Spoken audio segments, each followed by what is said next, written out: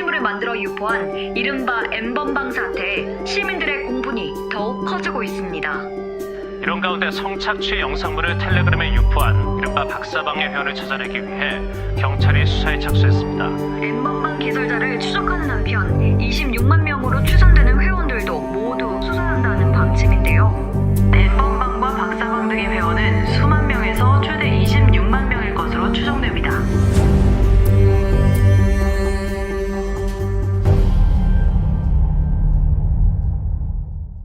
네, 저는 지금 서울시 경찰청 사이버수사대 사이버성폭력팀장으로 있는 윤아겸 경감이고요. 그냥 평범한 대학생이었어요. 그냥 편입 준비하고 있었거든요. 그러니까 공부하고 집에서 아버지하고도 사이가 좋아가지고 그냥 뭐 아빠는 전혀 그런 거 모르셨고. 좋아. 늦지 말고 잘 들어가시게나. 예약하고. 네가 예약해주면 내가 예약을 해.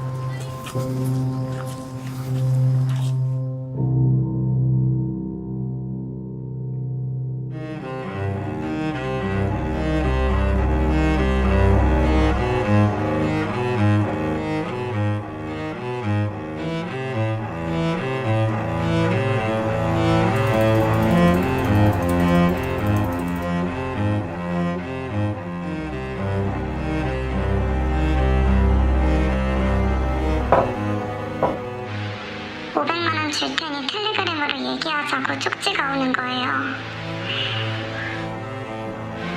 자기를 박사라고 불렀어요.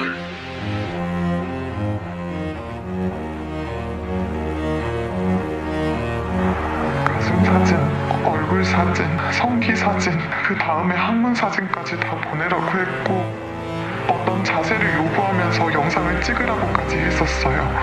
피해자는 한 70에서 80명 정도. 가장 어린 친구는 2006년생.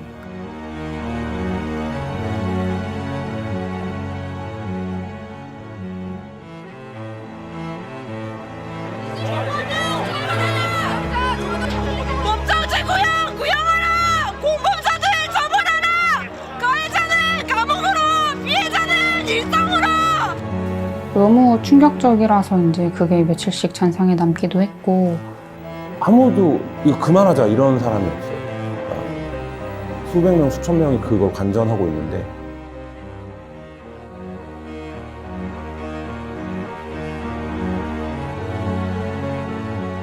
새로운 타입의 성범죄라고 봐야겠죠. 이게 뭐지? 라는 거에서 굉장히 큰 혼돈과 혼란이 좀 있었고요.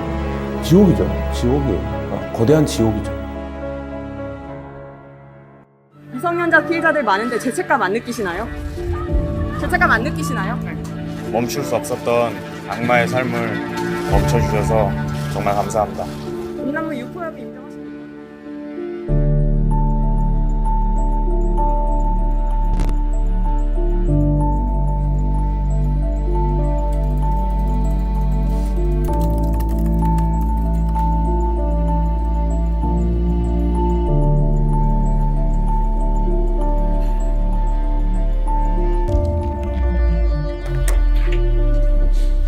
뭐해? 아직도 거기 있어? 저기. 빨리 가자. 나가 있어. 나.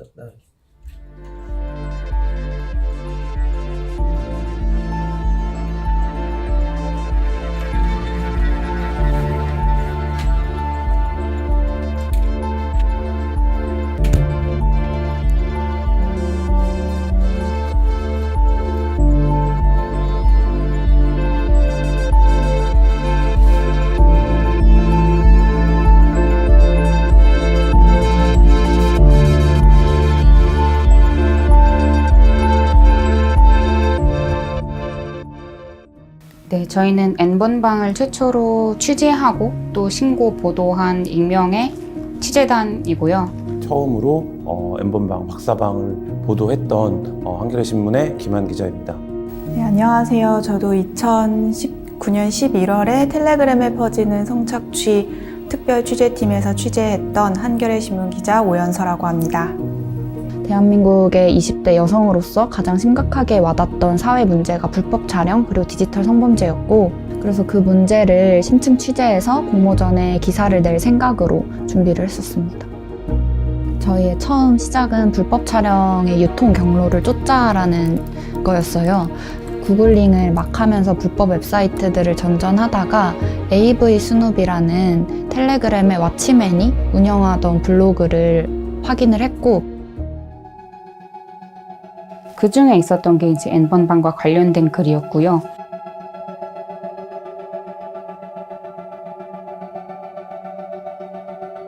우선 저희도 믿고 싶지 않았고 계속 의심을 했어요. 이게 지금 우리나라에서 2019년에 발생한 일인가? 이들의 말이 사실이라면 우리가 이 N번방을 들어가 봐야겠다라고 이제 다짐을 했습니다. N번방이라는 사건의 시발점은 갓갓이라는 지금 검거된 문영욱인데요. 트위터나 혹은 여러 랜덤 채팅 어플에서 미성년자들을 꿰어내서 계속 협박과 성착취를 반복을 한 거죠.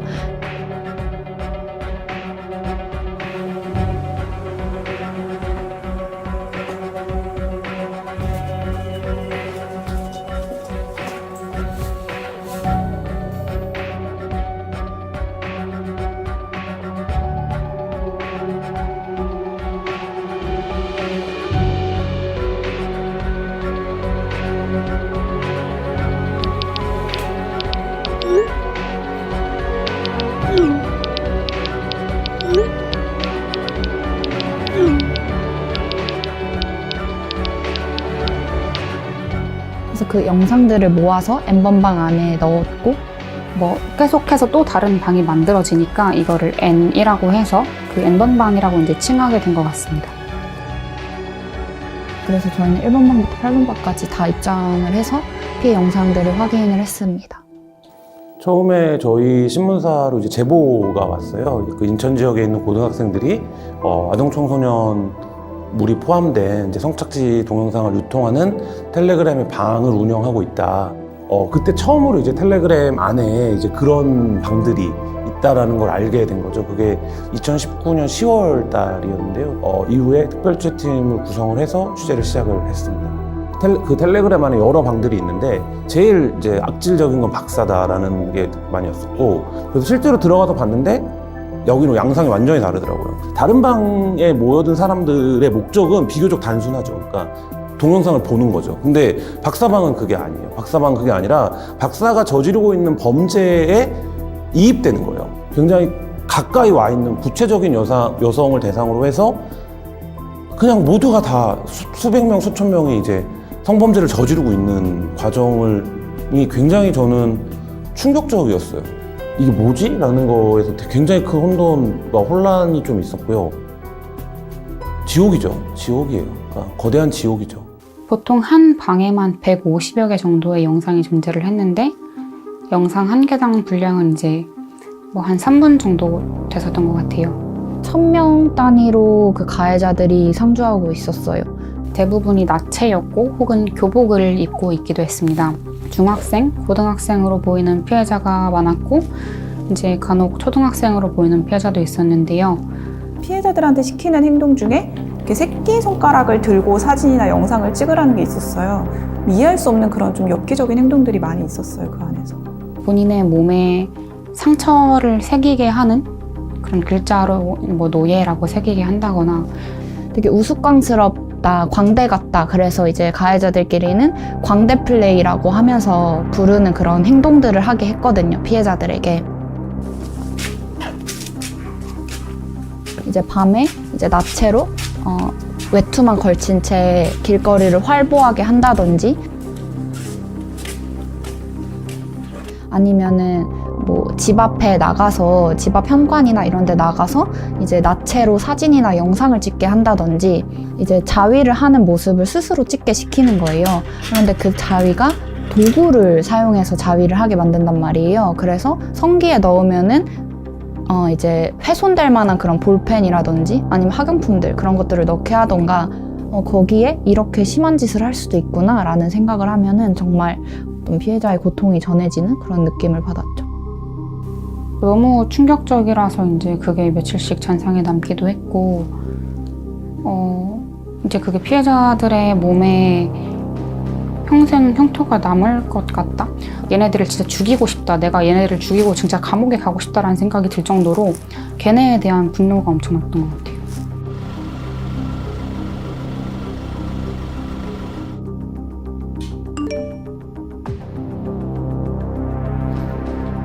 노예로 시작했던 그런 피해자를 오프라인에 불러내서 또 다른 남성을 같은 장소로 불러내서 그 장소에서 강간을 하게 만든 그런 사건이 있었는데요.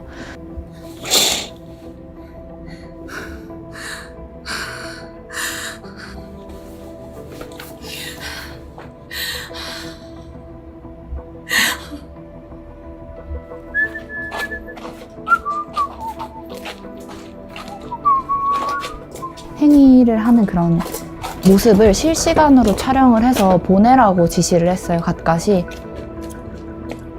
들어가.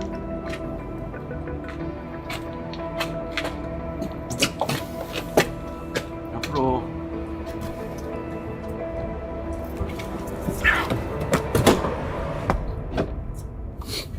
자, 영상을 한번 찍을까? 일단 인사부터 해보자. 잘했어. 찍어.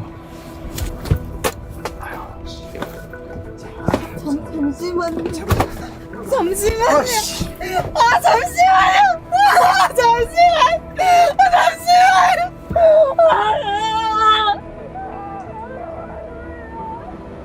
온라인과 오프라인의 경계를 되게 넘나들면서 가해를 계속 저질렀었어요. 완전히 그냥 그 노예시장처럼 사물화된 방으로 이제 여성은 존재하는 거고 그 여성에 대한 어떤 지배권을 박사가 완전히 확보한 상태에서 돈을 받아서 이 돈을 준 사람이 시키는 행위를 그대로 하라고 요구를 하는 거죠.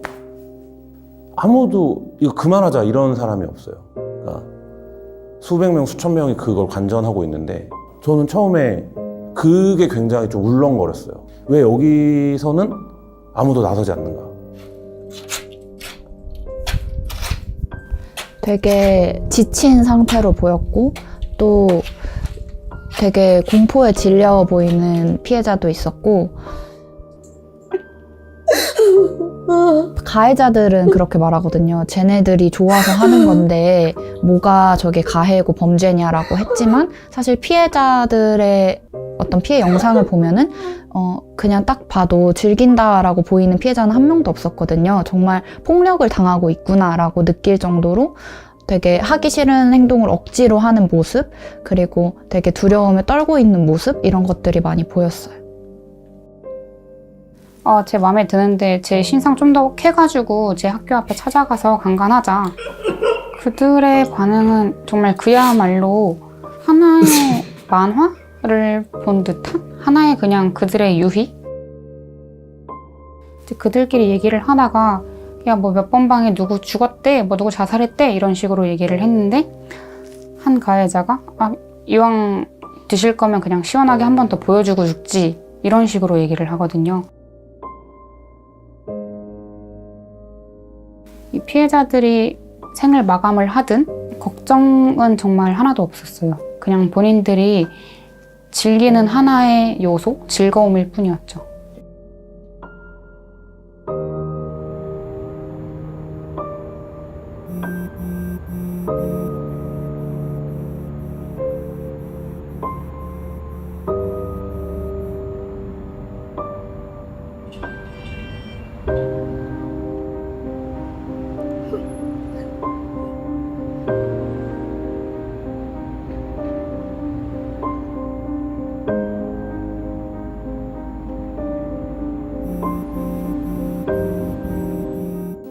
그러니까 굉장히 처음에 이제 이게 어떻게 가능한가를 이해하기가 굉장히 어려운데 단시간 안에 그렇게 완전히 지배되는가 신상이 털렸기 때문이에요.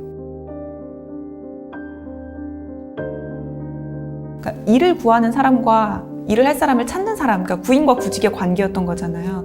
그 관계만 놓고 보면 신분증을 요구하는 게 사실 되게 이상한 행동은 아니거든요. 우리도 뭐 쉽게 말해서 그냥 알바만 해도 신분증 사본 내고 하는 것들이 너무 일상적인 일이니까. 그거를 통해서 협박을 하는 순간 어떤 버튼이 눌리게 되냐면 내가 완전히 여기서 끝날 수도 있겠다. 얘 명령에 따르지 않으면 내가 지금까지 살아온 인생이 다 파괴될 수도 있겠다. 한국 사회가 대단한 평판 사회이기 때문에 그 공포가 사람을 무너뜨리는 거거든요. 박사의 범죄 피해를 입은 여성들은 대부분 그런 최소한의 구원이나 혹은 조력을 받을 수 있는 사람도 없는 상태에서 고립되어 있는 경제적으로 취약한 여성들이기 때문에 사실 이제 쉽게 무너뜨리는 거죠. 정말 내가 이거 하나만 더 보내면 이 상황에서 빠져나올 수 있겠지라는 식으로 그 상황에 고립을 시켜버리는 거예요. 이 피해자가 다른 생각은 하지 못하게끔, 누군가에게 도움을 청한다고 해도 그건 이미 이제 늦어버린 것 같게끔 다짜고짜 전화를 해서 너네 아버지 성함 뭐뭐뭐뭐뭐, 주민등록번호 뭐뭐뭐뭐, 주소 뭐뭐뭐뭐 이렇게 그냥 부르고 뚝 끊는 거죠.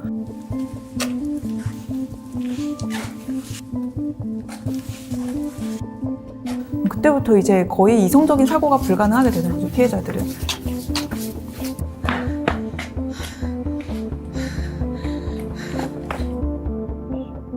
시키는 행동을 계속하게 되고 나중에는 좀 정말 울며 불며 빌게 돼도 더 이상 그게 이제 박사한테는 먹혀들지가 않는 거고, 그런 식으로 이제 완전 굴복할 수밖에 없는 상황이 만들어집니다. 제가 영상 바로 보낼게요. 그만 따라와, 그만해주세요, 그냥. 제발 그만해주세요, 네? 20대 초반에 이제 여대생 피해자를 만난 케이스가 있었는데, 그분이 이제 자기 입장에서는 신고라는 것 자체가 뇌구조에서 떠오르지 않더래요. 왜? 이 상황이 너무 당황스럽고, 주변에 알려졌을 때 주변의 언니나 뭐 여동생들, 주변의 친구들이 날 떠나면 어떡할까? 날 비난하면 어떡할까? 이게 제일 무서운 거란 얘기죠. 여기 안에서, 이 동영상 안에서 네가 웃고 있지 않느냐, 니네가 동의해서 좋아서 찍어놓고 왜 이제 와서 이거를 이렇게 피해 촬영물이라고 하느냐, 뭐 이런 식의 반응이 이제 너무, 그러니까 마치 이 피해 촬영물을 내가 지금 피해 입었다고 갔는데 그냥 감상하듯이 얘기를 툭툭 던지고 뭐 이런 것들이 많이 있어요, 실제로. 피해자가 발생했을 때 피해자가 실수할 수는 있어요. 하지만 그 이상의 수백 배, 수천 배 피해를 입었다면 이 사람이 실수한 거는 좀 제끼고요. 피해 입은 것만 봐줘야 되잖아요. 이걸 구분할 줄 알아야 되는 사회 시스템이나 시민정신이 있어야 되는데, 애시당초 원인을 누가 제공했냐, 거기에 누가 발을 디뎠냐만 가지고 비난하는 게 우리 사회 문제거든요.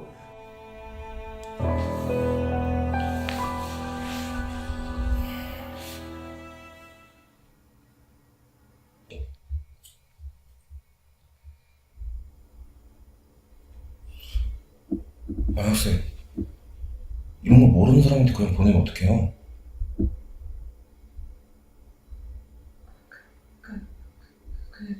아니, 아무리 뭐가 돈이 필요하다고 해도 그렇지, 학생이 먼저 연락하니까 그쪽에서 보내라고 하고, 그러니까 학생이 계속 보내는 거 아니에요?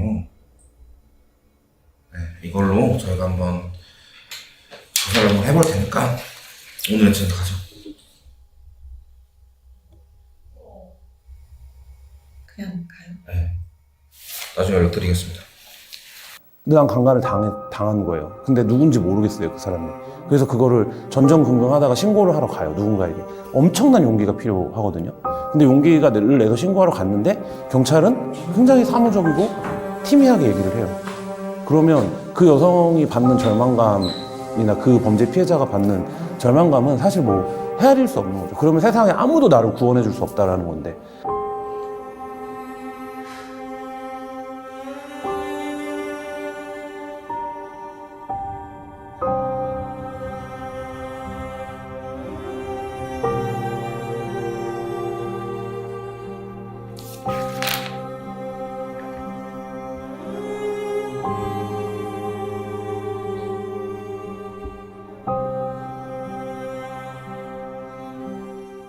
폭파가 될 위험이 있는 방들은 실시간으로 체증을 하기도 했고, 저희가 경찰에 신고를 했던 게 2019년 7월 중순이었어요.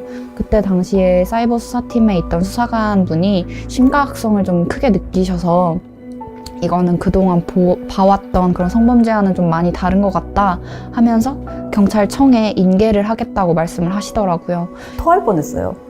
그거 보고 진짜 이거는 정말 사람이 할 수 있는 일인가 싶을 정도로, 제가 봤던 것 중에는 이제 이런 살을 이렇게 잡아서 칼로 이렇게 써는 흉내를 낸다든지 좀 많이 놀랐어요. 저뿐만 아니고 보시는 분들마다 다 소화를 못 하시더라고요. 자기 트라우마 생길 것 같다고. 근데 그 정도로 심각하긴 심각했습니다. 정말 끔찍합니다. 그 내용을 보면은. 네. 정말 엄정하게 대응을 해야 되겠다. 그래서 조지민을 하루라도 빨리 잡기 위해서 수사력을 집중을 한 것이고, 우리 서울경찰청 수사팀에서 작년 2019년 9월부터 2000년 3월까지 한 6개월 정도 수사를 했네요. 박사는 돈을 벌려고 그랬어요. 이제 갓갓보다 자기가 좀 더 엽기적이고 좀 더 과학적이어야 이제 돈이 된다고 생각을 했고, 그게 정말 그의 생각처럼 돈이 됐으니까 보다 더 과학적인 것들을 계속해서 추구해서 그 영상들을 계속해서 만든 거죠. 고액방으로 유입시키기 위한 홍보의 목적으로 세워둔 그런 무료방이 있었고,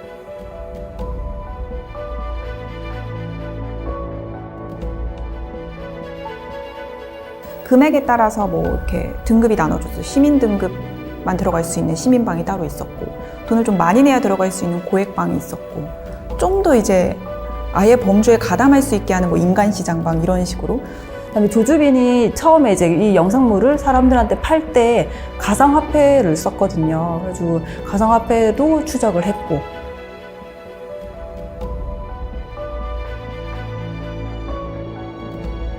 다크코인, 모네로 같은 경우는 그 거래 과정이 은밀하기 때문에 누가 소유를 얼마나 갖고 있는지 알 수가 없습니다.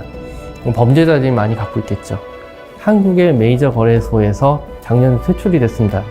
퇴출이 된 게 바로 조주빈 영상이고, 그 외에 장외 거래나 개인 간의 거래, 다양한 거래 방법이 존재하기 때문에 블록체인은 B급 거래, 어둠의 거래가 가능한 부분이 여전히 존재합니다. 그러니까 이거는 뭐 돈을 보내도 안 걸리나 보다 이렇게 생각을 했으니까 지불 수단에 있어서도 뭔가 더 신뢰감이 있다 이렇게 이제 홍보를 했었고, 최종적으로 했던 건 돈은 한 1억 좀 넘었던 것 같아요.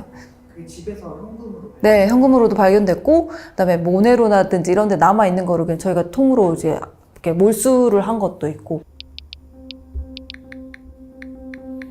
한 명이 아닌가? 팀인가? 라는 생각도 했었고. 내 직원들 중에 뭐 누가 있다라고 하면서 실제 그 사람의 뭐 이렇게 주민등록번호, 주민등록증 사진이라든지 뭐 얼굴이라든지 이런 것들을 이렇게 보여주면서 얘가 내 직원인 누구누구다 막 이렇게 설명을 하거든요. 그러니까 어떤 피해자 한 명을 유인을 해서 이렇게 범죄를 저지르기까지 혼자의 힘으로 하는 건 아니고 여러 명이 같이 조력을 하고 있구나라는 걸 느꼈었고. 숨기는 대놓고 찍다 똑같은 거야 그냥. 네, 수고하십시오.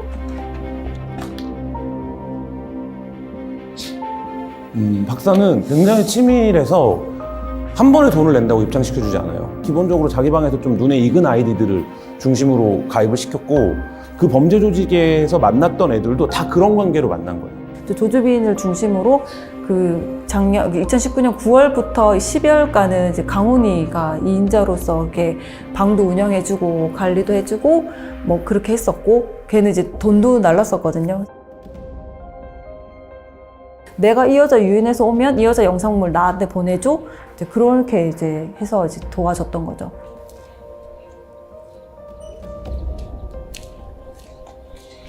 그러니까 새로운 타입의 성범죄라고 봐야겠죠. 그래서 일반적으로 이전의 성범죄, 온라인 성범죄는 자기가 아는 사람을 대상으로 했던 게 1단계였어요. 즉, 그러니까 헤어진 연인이나 사회적으로 말살시킨다고 그러죠. 인격 자체를 말살을 시켜서 사회활동을 도저히 못하게 하도록 하는 명예훼손적 개념이 있었고요. 그 다음에 이제 2단계로 넘어가면서부터는 불특정 대상, 쉽게 얘기하면 뭐 화장실이나 뭐 샤워실 또는 이제 수영장 같은데 뭐 탈의실 같은 데 있잖아요. 이런 데에서 촬영한 것을 이제 공유하거나 이렇게 퍼뜨리는 방식으로 진행이 됐거든요. 근데 최근에 그 조주빈 일당을 비롯한 이런 여러 가지 그 N번방과 같은 이런 성착취방들은 주로 이제 자기들끼리 특정한 피해 여성을 앞에다 두고 집단 린치라고 그러죠. 직접적으로 만나는 일도 없고 직접적으로 가해자가 피해자가 서로 알지도 못하는 상황에서 성범죄를 단체적으로 집단적으로 저지를 수 있는 이 플랫폼을 만들어준 거죠. 촉매만 해주면 그냥 따라가는 이 현상들이 발생하거든요. 그 촉매자 역할을 조주빈이 했다는 얘기죠. 여러 사람이 다수가 처벌이 안 받을 수 있는 플랫폼에서 이루어진다면 내가 보여줄 수 있는 건 다 보여주겠다는 그 극도의 그 변태적 가학성이 응축되는 시스템으로 나오는 게 최근에 N번방 현상이라고 보는 거죠. 소라넷에서 있었던 성착취와 성폭력 산업구조가 크게 이제 우리나라의 디지털 성폭력 사건 중에 하나가 될 수 있겠고, 그 다음에 웹하드 카르텔, 그리고 텔레그램 성착취 사건, 이렇게 굉장히 이제 큰 사건들의 분기점이 있었다고 생각하는데요. 훨씬 더 점점 가학적인 방식으로 변했고, 특히 텔레그램 성착취 방에서 나왔었던 키워드들은 노예, 능욕, 멸시, 가학, 이런 키워드들이 저희가 많이 읽어낼 수 있는 키워드였습니다. 그 여성을 괴롭히거나 혹은 고통스럽게 하는 것 자체가 그들이 즐기는 포르노그래피의 한 문법인 것이죠. 중간중간 좀 본인의 신분을 이렇게 드러낸 적이 있었어요. 학교 학생증을 올린다거나 아니면 나는 이런 일을 하고 있다고 한다거나, 그냥 우리 이렇게 평범하게 일하고 있는 사람들 중에 한 명인 거잖아요. 수만 명씩 들어가 있는 방도 있거든요. 그러면은 그 사람들이 모두가 다 일상생활을 못하는 그런 사회 부적응자들은 아닐 거 아니에요. 어딘가에 이렇게 모든 세대에 이렇게 숨어 있을 텐데 박사 하나 잡힌다고 바뀔까? 이런 생각들이 많이 들었었죠. 무력하고 신뢰를 잃고 이런 것들의 연속이었던 것 같아요. 근데 이제 제가 봉사활동을 같이 갔다 온 오빠가 이제 텔레그램에 가입을 했다고 어느 날 새벽에 뜨는 거예요. 아동을 성폭행하는 영상들이 공유되는 방에 그 오빠의 이름이 있었거든요. 이제 사람들이 정말 이제 일부 소위 찌질이들의 모임이다, 그들만 그렇게 하는 거다 라면서 이거를 난 안 그래 라는 식으로 얘기를 하지만, 정말 우리 주변에는 많은 사람들이 이 성착취 영상을 공유하고 이제 돌려보고 하는 것에 많이 노출이 돼 있다는 것을 알 수 있었고, 뭐 내가 쟤네들 협박해서 영상 만든 것도 아니고 우리가 보는 건 괜찮아, 우린 그냥 보는 사람들이니까 뭐 우리가 잘못한 건 없어 라는 식으로 합리화를 굉장히 많이 했어요.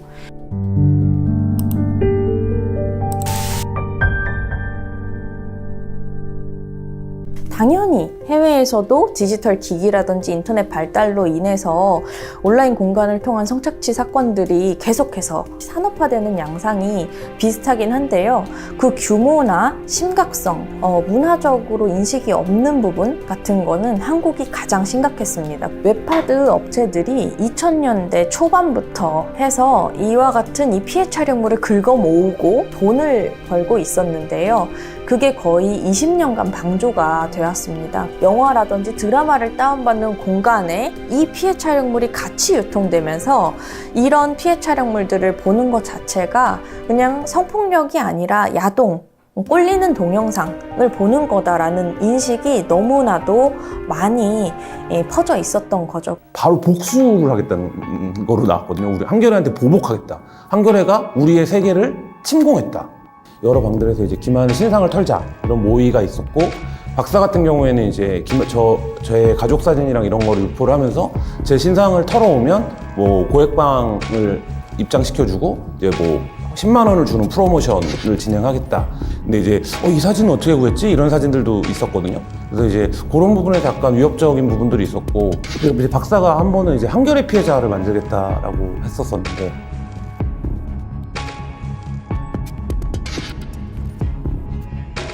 앞으로 모든 피해자는 한겨레 때문에 발생하는 거다라고 했을 때는 진짜로 좀 덜컥하더라고요. 구체적인 실존하는 피해자가 나와버리면 이게 감당이 되는 일인가, 우리가. 경찰에서 주요 가해자를 몇 명 잡았지만 그때까지 당시만 해도 텔레그램에 남아있는 가해자가 수만 명이었고, 유포가 멈추지 않겠구나라는 생각을 했을 때가 좀 많이 무력했고 힘들었고요.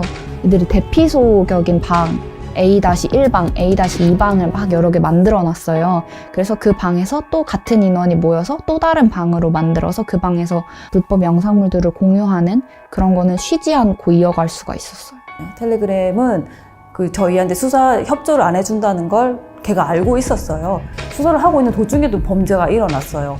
보통은 그런 성착취 범죄 같은 경우에는 수사 단계에서 그게 막 유포가 계속 동시에 되는 이런 일은 잘 없었거든요.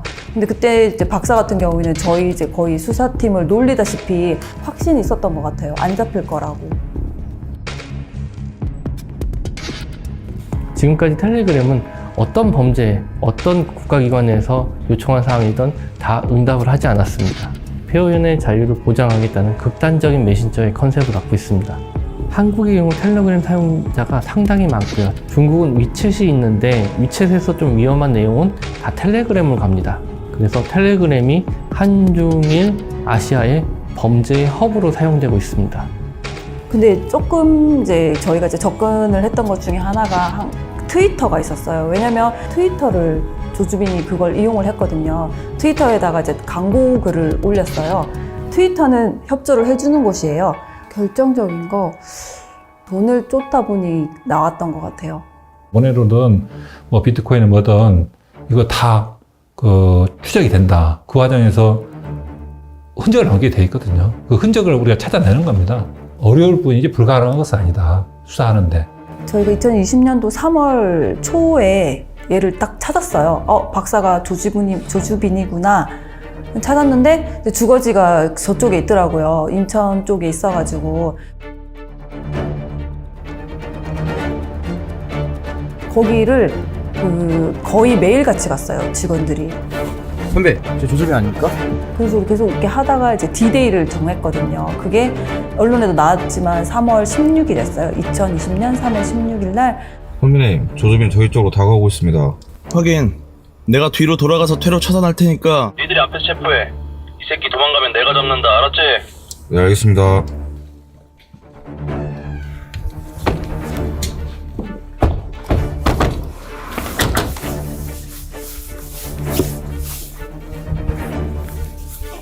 저희 막내 수사관이 걔 이제 체포영장 집행하면서 이제 수갑을 채웠거든요. 왜 그러시는데요? 조주빈 씨, 당신을 아동 음란물 및 성착취물 제작 혐의로 체포합니다. 당신은 변호사를 선임할 수 있고 묵비권을 행사할 수 있으며 지금부터 하는 모든 말은 법정에서 불리하게 작용할 수 있습니다. 이렇게요? 사람 잘못 찾아오셨다고요. 저 아니라니까요. 당황하면서 자기는 박사가 아닌데 왜 오셨을까 이런 식으로 반응을 했었다고 하더라고요.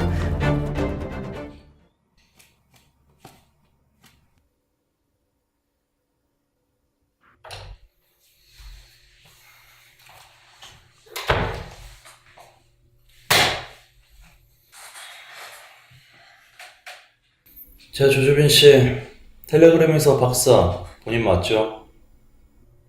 미성년자 포함 여자들 여러 명 꼬셔서 이상한 영상 만들고 유포시키고 죄질 아주 나쁜 거 아시죠? 박사 무슨 박사님이요? 저 박사 아닌데? 사람 잘못 찾으신 것 같은데. 자, 여기 봐요. 이거 본인 맞지? 여기 가상화폐 지갑이라. 이거 보고 저라는 걸 어떻게 알아요? 뭐 제 이름 적혀 있는 것도 아니고 제 번호 적혀 있는 것도 아닌데 도대체 뭐로 저를 그렇게 확신하시는 거예요? 네? 그렇죠. 뭐 어쨌든 저 박사 아니고요. 예, 영상 몇 번 본 거 가지고 그렇게 박사라고 취급하시면 안 되죠. 예, 제대로 된 사람 찾으셔가지고 제대로 수사하세요. 생사람 잡지 마시고. 그거죠. 그러니까 기본적으로 안 잡힌다. 경찰이 이걸 적극적으로 수사하지 않는다라고 생각을 했던 거고, 잡혀봐야 다 초범은 집행유예거나 벌금이거나 뭐 이런데 이게 뭐 그렇게 대단한 범죄냐라는 인식이 지배적으로 있었던 거예요. 그 운영자들 사이에. 그러니까 그거는 그동안 한국 사회가 지속적으로 실패해왔던 누적된 결과인 거죠. 그러니까 학습된 결과이고. 그 손정호가요, 지금 현재 죄송한 얘기지만 조주빈보다 훨씬 나쁜 죄를 저질렀어요. 진짜 나이가 너무 어린 아이들을 약취, 유인, 납치해갖고 이 아이들을 성공격하는 것들을 영상으로 만들어서 이걸 판매한 자란 말이에요. 손정호 같은 경우는 미국 같았으면 무기징역이에요. 가석방 없는 종신형이에요. 여성단체나 또는 온라인 윤리 관련된 단체에서 이거 이렇게 하면 안 된다, 그렇게 시위 데모해도 1년 6개월 때린 게 사법부 아니에요. 그 당시 법은 그랬어요. 그 당시 법은. 저희가 활동을 시작했었던 2017년도쯤에 그 피해자분께서 경찰서에 가면 수사기관에서는 이것이 적용되는 법률은 음란물 유포죄밖에 없다.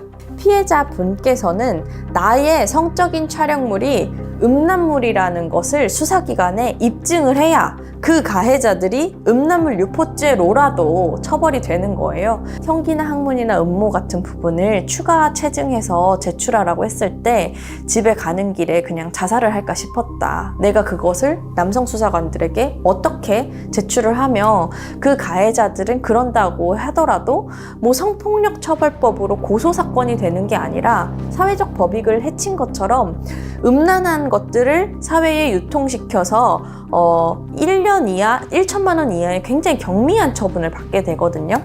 그 대법원에서 작년에 이제 연말에 디지털 성범죄 양형 기준을 만들었어요.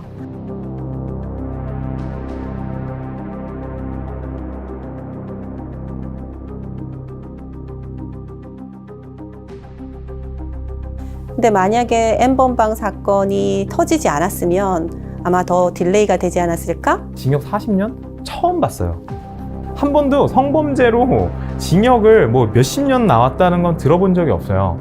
그 기준에 있어서 종래에는 야 3년 이상으로 되어 있는데 우리가 보통 어떻게 했나 보니까 합의했으니까 절반 까줘. 그럼 1년 6개월 이상으로 또 까져요, 법정형이. 그럼 거기서부터 시작하는 거예요. 그래서 1년 6개월 그리고 집행유예 이렇게 했었던 거죠. 이 성범죄는 확실히 그런 거 있어요. 약하게 처벌하니까 우습게 생각했던 경향은 분명히 있어요. 지금 만들어진 것들은 아동 청소년 성착취물 제작죄의 기본형이 5년에서 7년 이렇게 돼 있어요. 근데 사실 넘었잖아요. 40년이 됐잖아요. 근데 그것은 디지털 성범죄 양형 기준으로만 결정된 것이 아니라 범죄 집단 조직죄, 예, 그 영향이 컸다고 봐요. 무기징역까지 갈 수 있거든요.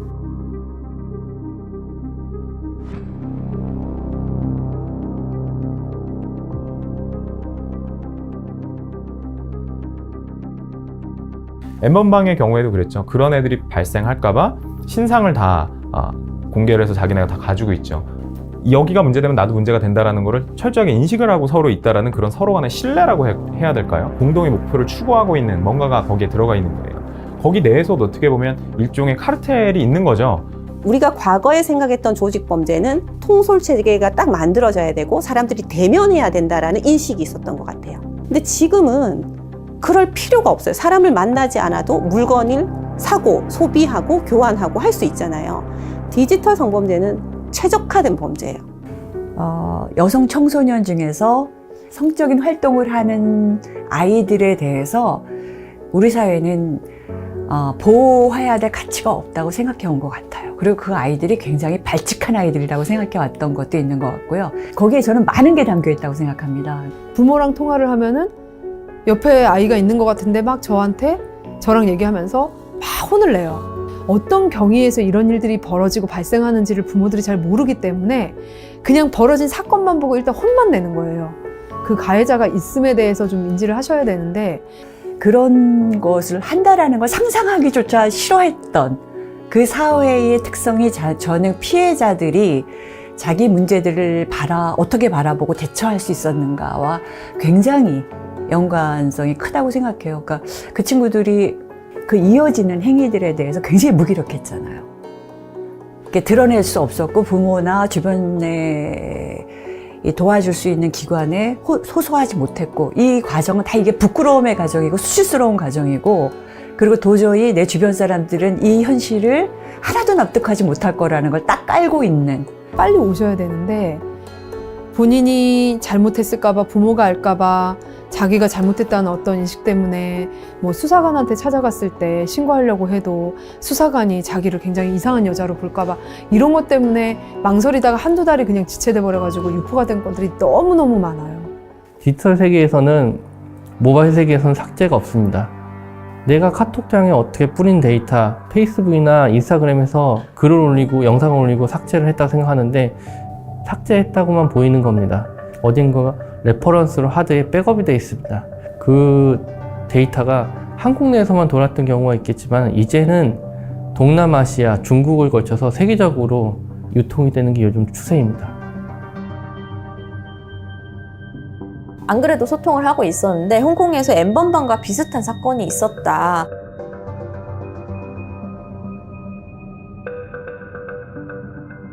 그래서 저희가 삭제 지원 어떻게 하는지 그런 것들을 정리해서 전달 드리기도 했었습니다.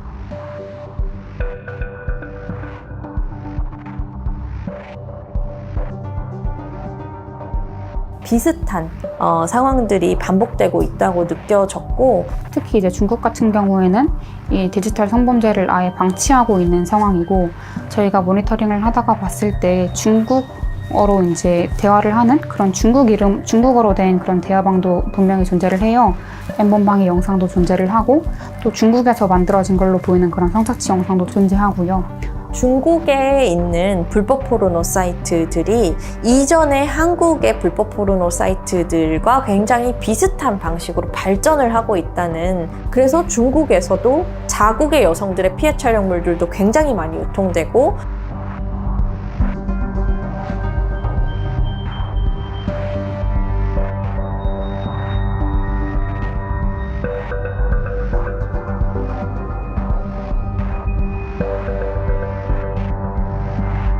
최근에 한국에 있었던 텔레그램 성착취 사건의 피해자분들의 영상도 중국 사이트에서 계속 발견이 되고 있는 상황입니다. 중국의 이런 문제를 다루는 시민단체를 찾기 어렵다라는 답변을 받기도 했습니다. 그래서 중국의 디지털 성폭력 산업은 굉장히 발달을 하고 있는데 여기에 대한 대응책은 없다 보니 다른 나라의 여성들의 피해까지도 같이 확장되고 있는 상황이라고 할 수 있겠습니다. 저희는 이게 정말 코로나와 같다고 보거든요. 정말 이게 너무 바이러스가 심각해서 이 바이러스가 그 온라인상에서 퍼지는 것처럼 그 영상이 공유되고 있기 때문에 이런 것들을 정말 처단하려는 움직임을 정말 전 세계가 나서서 노력해야 되지 않을까 싶습니다. 이제 우리 가상의 세계가 열렸고 가상의 세계에서의 주역들은 플랫폼이거든요. 재작년에 제가 방콕에서 이제 여성들과 UN 회의를 했었는데 그때도 페이스북 그쪽에서 와서 자기네들이 이런 규율들을 계속 만들어 나가고 있다. 끊임없이 만들어 나갈 수밖에 없는 영역이거든요. 근데 텔레그램이 거기서 굉장히 뒤쳐져 있는 플랫폼이고요. 저는 가상의 세계에서의 폭력, 특히 성폭력에 관련해서는 새로운 규율로서 계속 만들어 나가는 수밖에 없다고 생각합니다. 국제적으로 합의해야 된다고 봐요. 예를 들면 우리가 아동권리 헌장도 유엔에서 만들었고 이런 것들이 결국에는 국제규범으로 작동을 하거든요. 그러면 지금 글로벌 플랫폼들이 통제가 안 돼. 글로벌 플랫폼들을 어떻게 건드려라고 할 게 아니라 이 텔레그램 문제가 지금 이제 한국 사회만의 문제가 아니라 전 세계가 다 그런 글로벌 SNS에서 벌어지는 디지털 성착취 범죄가 벌어지고 있고 그게 사회 문제가 되고 있다라고 하면 디지털이라고 하는 공간에서 인간의 존엄과 여성의 권리는 어떻게 지켜져야 하는가에 대해서 피해자 개개인들을 구제하고 조력하고 이런 거를 넘어서는 국제연대가 필요하다고 생각을 하고 SNS 규제가 좀 약한 지역으로 넘어가서 하는 경우에 이들에 대해서 국제적인 수사를 공조할 수 있는 연합체가 필요하다고 봐요. 범죄자의 송환도 좀 수월하고요. 여기에는 필리핀 여성도 피해자가 있고요. 베트남 여성도 피해자가 있고요. 또 한국 여성 해외 나가서 피해 입는 경우도 있거든요. 그렇기 때문에 이거에 대해서는 좀 전향적 입장을 가지고 비용도 투입하고 인력도 투입하고 다른 국가들도 설득하는 게 필요하지 않냐 이렇게 생각을 해본다는 얘기죠. 대만에는 촬영물을 이용한 성폭력에 대해서 처벌할 수 있는 법률이 없습니다.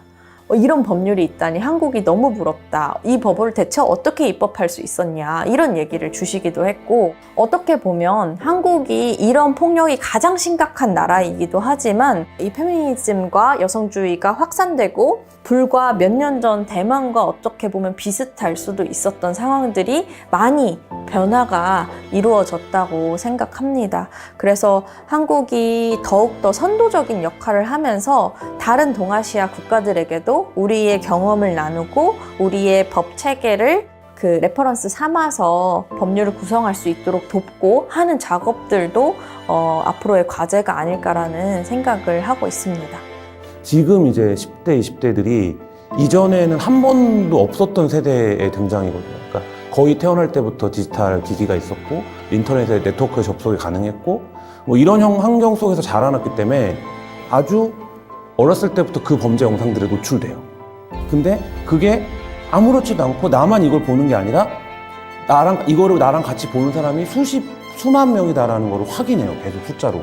그 세대에서 이제 박사라고 하는 범죄자가 등장한 거죠. 그러니까 박사 개인이 우리가 기존의 범죄 문법에서 낮에는 굉장히 평범한 생활을 하다가 밤에는 갑자기 극악무도한 범죄를 저질렀네? 사이코패스인가?가 아니라는 거죠. 미디어를 포함해서 이 이제 젠더 문제에 대해서 적극적인 캠페인과 교육을 하지 않으면 지금 이제 자라나는 이 디지털 세대가 어른이 됐을 때 어떤 범죄가 발생할지를 사실 생각하는 것조차 끔찍한 일이죠. 어떠한 집단에 들어갔는데 그 집단이 전부 다 나쁜 사람으로 모여 있다면 거기서 선한 사람은 사마리아는 존재하지 않아요. 다 나쁜 일로 공유를 하고 있거든요. 이러한 소수 집단의 플랫폼을 만나지 않고도 만들 수 있는 시대가 왔다는 얘기예요. 악인들이 모이는 소그룹이 자꾸 만들어질 거란 얘기입니다. 이거를 어떻게든 제어하고 규제할 수 있도록 다수의 선한 국민들이 연구하고 관심을 가지는 게 이러한 박사방들이 더 재탄생하지 않도록 막는, 제가 볼 때는 가장 효과성 있는 대책이 아닐까 이렇게 보고 있습니다.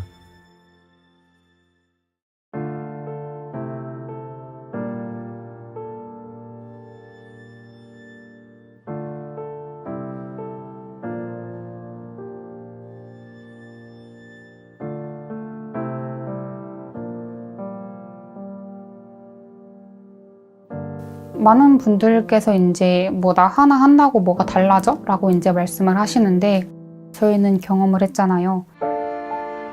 2명의 대학생이 이 사건을 취재하고 이거를 보도하고 세상에 알림으로 인해서 법이 바뀌고 가해자들이 잡히고 공분에서 싸우려는 움직임이 계속해서 이어지고 있거든요. 이 변화의 시작은 정말 작은 움직임이니까 그 변화에 같이 동참을 많은 분들께서 해주셨으면 좋겠다라고 말씀을 드리고 싶어요.